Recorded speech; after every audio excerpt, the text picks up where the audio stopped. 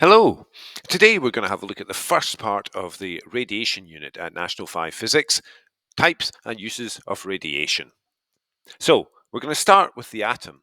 And as we're talking about nuclear radiation, we're going to start looking at the nucleus, which contains the proton, which has a charge of +1 unit, and a mass of 1 atomic mass unit, and also the neutron, which has a charge of nothing and a mass of 1 unit as well. Orbiting around about the nucleus is the electron, which has a charge of -1 unit and a mass of effectively nothing. It's not exactly nothing, but in comparison to the proton and the neutron, its mass is negligible. So, there are three types of radiation we need to be aware of here. First of all is the alpha particle. An alpha particle is a large particle comprised of two protons and two neutrons.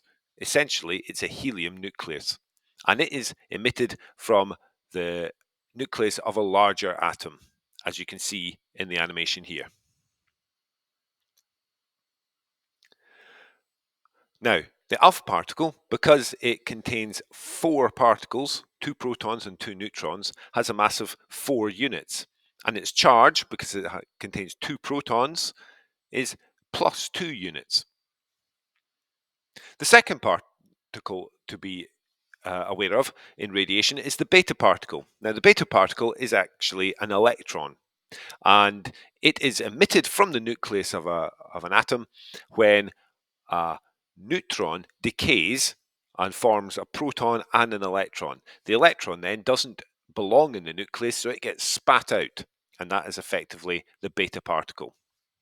Now, a beta particle, because it is an electron, has a charge of -1 and a mass that is negligible. And the final piece of radiation is a gamma ray. A gamma ray is not a particle, but a high frequency, high energy photon of electromagnetic radiation. Since the gamma ray is not a particle, it has no charge and it has no mass. Now, a property of radiation is ionization. Now, ionization is when an atom loses or gains an electron, and that will cause it to become electrically charged.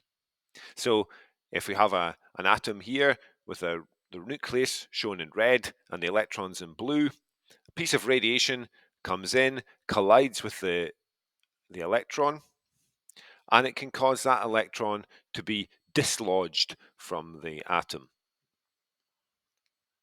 Now, alpha particles have the highest ionization density, as in they are the most ionizing. Beta is less ionizing than alpha, but more ionizing than gamma.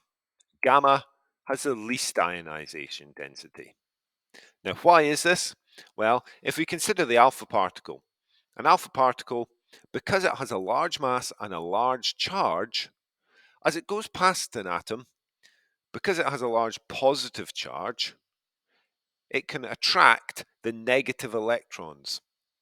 And because its charge is large, it can pass some distance from the atom and still be able to attract an electron away, causing ionization to occur.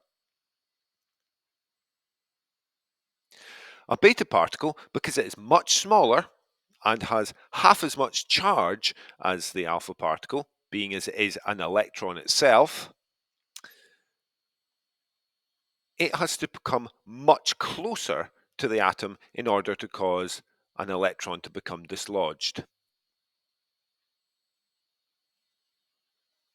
And finally, the gamma ray, because it has no charge and no mass, it cannot cause an electron to be dislodged from a distance. It can only cause an electron to be dislodged when it makes a direct hit with the nucleus, meaning that gamma is much less likely to cause ionization than alpha or beta.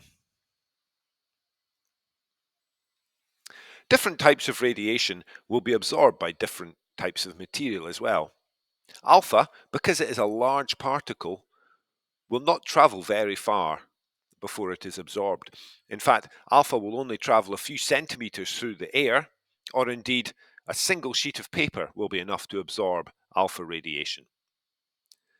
Beta radiation, because it's smaller, will be able to pass through a few meters of air before it's absorbed, and will pass happily through a piece of paper, but something like a few millimeters of aluminium will be enough to absorb beta. Gamma rays, because they are not a particle, will pass easily through the air. They'll pass easily through a piece of paper. A few millimeters of aluminium will also not stop it. In fact, in order to absorb gamma radiation, we need at least several centimeters of lead. And as you can see here, every now and again, one of the gamma rays still makes it through. Now, we need to be able to detect radiation. There's a few ways we can do this. The first property of radiation that allows us to detect it is that it will turn photographic film dark. Now, this property is used in radiation film badges, which are worn by radiation workers. Effectively, they're a little badge that gets attached to their clothes, and inside is a piece of photographic film. The front door of the badge has got various windows made of different materials. Different types of radiation will be absorbed by different materials, and therefore the photographic film in behind will be made to turn dark differently according to what type of radiation is being absorbed. In this manner, they can figure out what type of radiation a worker has been exposed to, and by how dark the photographic film has become, also have an idea of how much radiation they have been exposed to. A GeigerMuller tube uses the property of ionization to detect single pieces of radiation. This is a picture of a GeigerMuller tube connected to a digital counter. And how this works is, inside the tube is a low pressure gas. When a piece of radiation enters the tube through a thin window on the front, it can cause ionization of one of the atoms in the gas. That causes a release of an electron,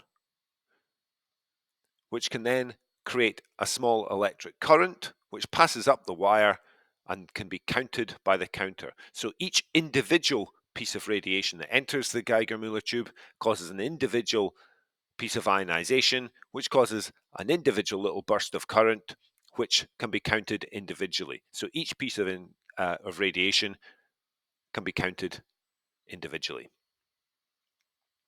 The third way that radiation can be detected is using a thing called a scintillation counter. And how this works is, inside the scintillator, the absorption of a piece of radiation can cause a photon of light to be created. That photon of light is then absorbed by a photocathode, which emits an electron.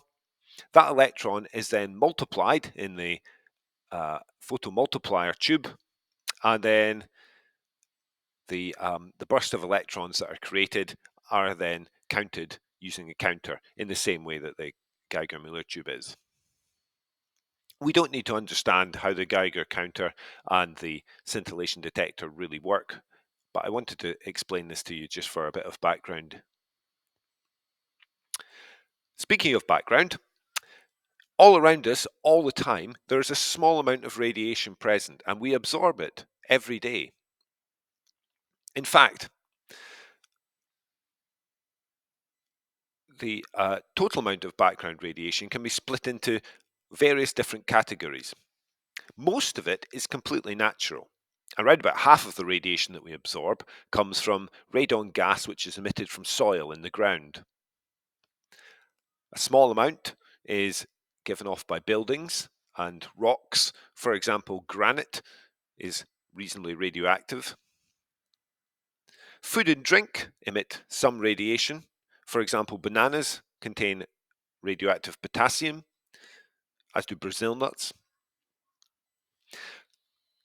Cosmic rays from space are a factor in our background radiation as well. And then the remainder are artificial sources, the majority of which are actually from medical operations. For example, X-rays and radiotherapy, etc.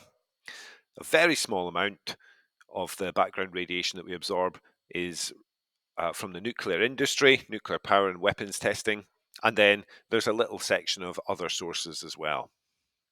We have to be able to give some idea of different sources of background radiation. Around about us, in the UK, it's normal for a person to receive an annual average effective equivalent dose of around about 2.2 millisieverts. This does vary depending on where you live and the type of rocks and soil that you have in that area. We do have to memorize this number, 2.2 millisieverts.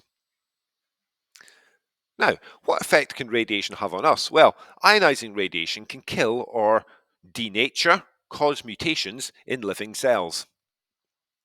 How this works is the radiation comes in, collides with our cells. That radiation can cause ionization within the DNA molecules. That can cause them to break or become electrically charged and cause them to twist and become slightly deformed. Now, there is a possibility that this could kill the cell, but it could cause it to just malfunction. So the cell is still living, but then it multiplies and grows as its mutated version of itself. And you end up with a bundle of cells that are not functioning properly. And that is effectively what a tumor is. So, given the potential dangers that radiation can have, it's important to monitor our exposure and also to try and limit our exposure to radiation. Now, if we're working with radioactive materials, there are a few safety precautions that we can take. For example, we would like to limit the exposure that we have to radiation. We would like to never touch the radioactive sources using our bare skin. Use tongs instead. Never point a radioactive source at anyone.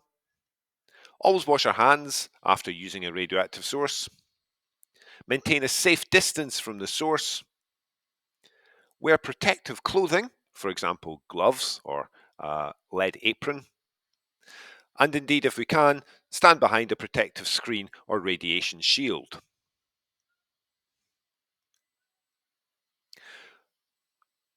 So, although radiation can be hazardous to us, there are also a lot of useful applications of radiation, particularly within the area of medicine. Here are a few examples of that. Firstly, radiotherapy. It's a treatment of some forms of cancer. Essentially, radiation, usually gamma rays, are directed at a tumour to kill the cancer cells. The downside of this is that healthy tissue is also damaged during the treatment, so the patient will feel very unwell during the course of the treatment. How it works is like in this animation here. So the radiation machine rotates around about the patient. So it's sending a stream of gamma rays through the patient. Because the machine rotates, it's always focusing its radiation at the affected tumor area, but the radiation only passes through the healthy tissue nearby once per rotation. That means that the tumor receives a much greater dose than the healthy tissues, so the tumor is killed off, the healthy tissue is only damaged. Second use of radiation in medicine is sterilization. And it's used to kill cells, bacteria or viruses on medical instruments. Even cleaning instruments with soap and water cannot guarantee that there is no living matter still on them on a microscopic level. So instead, instruments are irradiated by high intensity gamma radiation. Then they're sealed in a plastic packet and kept pristinely clean until they're next used. The final application of radiation in medicine are radioactive tracers. Now, these are used for diagnosis. Effectively, the patient is asked either to ingest, drink some liquid containing radiation, or it's injected into one of their body systems. Then the path of the radiation can be detected outside the body and monitored. using a thing called a gamma camera. This little animation here shows some liquid radiation passing through somebody's digestive system. So what you can see at the beginning of the animation is the radiation enters the person's system, like so, into the stomach, then it moves through into the two kidneys on either side, and then filters through the kidneys into the patient's bladder at the bottom. And in this way, they'd be able to identify if one of the kidneys perhaps wasn't functioning properly. This sort of treatment is used a lot in detecting problems with people's thyroid. It's also used in a thing called an angiogram to investigate the arteries around about the heart, and in various other areas too. There are other applications of radiation outside of medicine, some industrial uses. For example, pipeline checking. It's important in the oil, gas, and water industry to be able to find leaks and blockages in pipelines. And in a similar way to the radioactive tracers in medicine, a radioactive liquid can be passed down a pipe and can be monitored outside of the pipe.